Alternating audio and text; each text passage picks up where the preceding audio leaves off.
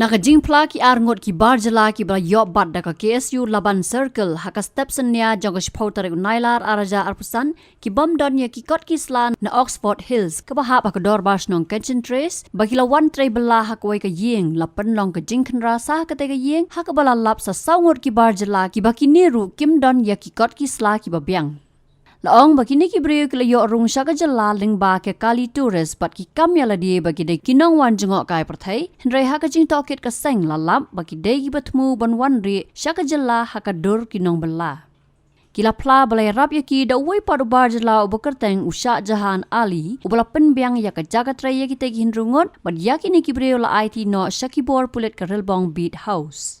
Haka khatway tering Ïalade arja arpusan keseng kalabut dien bat kendang saya ka yeng usha Jahan ali bat bekrat ya u laong bau new Shah Jahan ukam Ïalade bau dew Kontraktor bat bau jumlien banwan ra ki bar jala bat lesi ki pala bandai ki Bangladeshi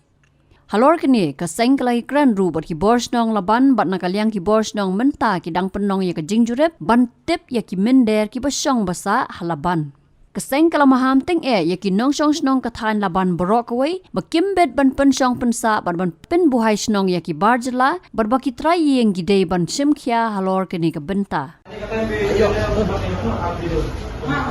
Sandana kalau stop pagas pun kurang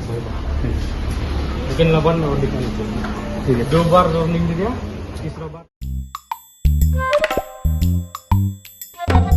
Habatin, pej bahagi ki shop plus F. Ka plus F? Haka bam bangi bam duna ki eki batte ye kamet. Namar kata habathiru atau khau kam lo ka umpnyang ka dot pej ya ka shop plus F haka jingsom.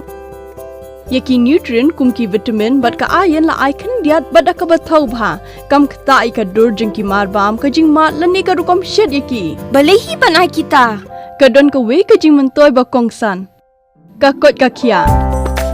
Ka nutrition bakam bha ka jing im bakam bha pendon kam daki mar ba modon ka shop plus F menta kasni Lawan ra shapi lingba ko office jong commissionerate of food safety Meghalaya